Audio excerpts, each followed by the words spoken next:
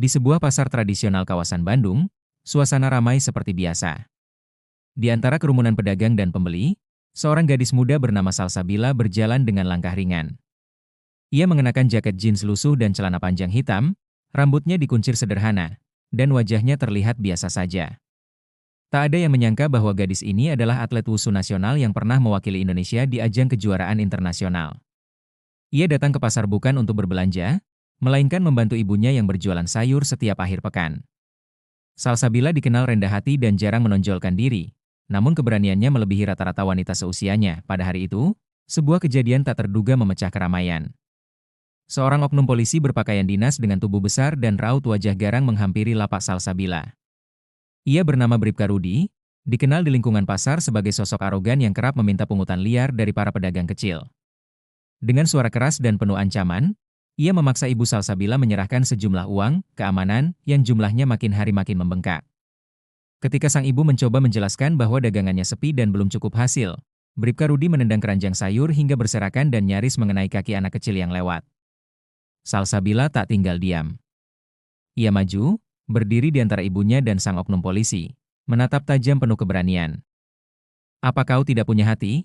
ucap Salsabila dengan suara dingin namun tegas. Bribka Rudi menatapnya dengan sinis, menganggap gadis itu hanya pembela lemah yang tak tahu diri. "Kau pikir bisa sok jagoan di hadapanku? Hah? Dasar bocah!" teriaknya sambil mencoba mendorong Salsabila. Namun yang terjadi justru di luar dugaan. Dengan satu gerakan gesit, Salsabila menghindar dan membalas dengan pukulan ringan yang membuat tangan Bribka Rudi tertekuk ke belakang. Orang-orang mulai berkumpul, menonton dengan tatapan kagum. Bribka Rudi semakin geram dan mencoba menyerang, tapi Salsabila seperti angin, cepat dan lincah. Dalam hitungan detik, sang oknum polisi tersungkur ke tanah, wajahnya membentur peti buah, suasana pasar riuh. Banyak warga yang merekam kejadian itu dengan ponsel mereka. Bukti video tersebut dengan cepat menyebar ke media sosial dan menjadi viral. Publik geram melihat perlakuan Bribka Rudi yang selama ini kerap memeras pedagang kecil. Namun yang paling mengejutkan adalah identitas Salsabila yang akhirnya terungkap oleh media. Ia bukan hanya gadis biasa, tapi pahlawan olahraga yang selama ini memilih hidup sederhana. Komentar netizen membludak, mendesak pihak kepolisian untuk bertindak tegas terhadap oknum yang mencoreng nama institusi. Keesokan harinya, Kapolres setempat menggelar konferensi pers.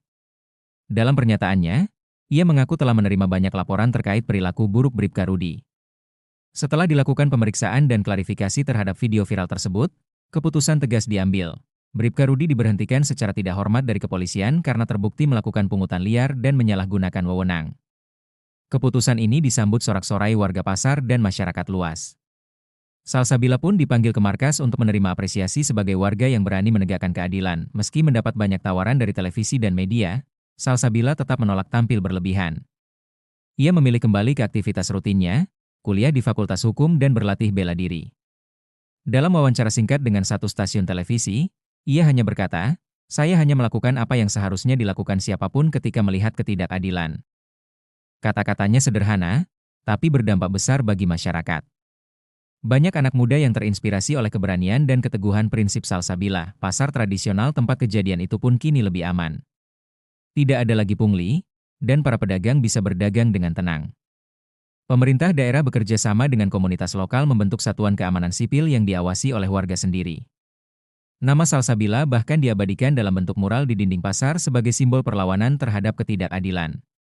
Bukan karena ia kuat secara fisik semata, tapi karena ia berani berdiri melawan ketidakbenaran, bahkan saat dianggap lemah dan diremehkan. Dari kejadian ini, masyarakat belajar bahwa kekuatan sejati bukanlah tentang postur tubuh atau jabatan, melainkan tentang keberanian untuk mengatakan tidak pada ketidakadilan. Dan Salsabila, si gadis sederhana dari sudut pasar, membuktikan bahwa keberanian bisa datang dari siapa saja, bahkan dari mereka yang dikira lemah.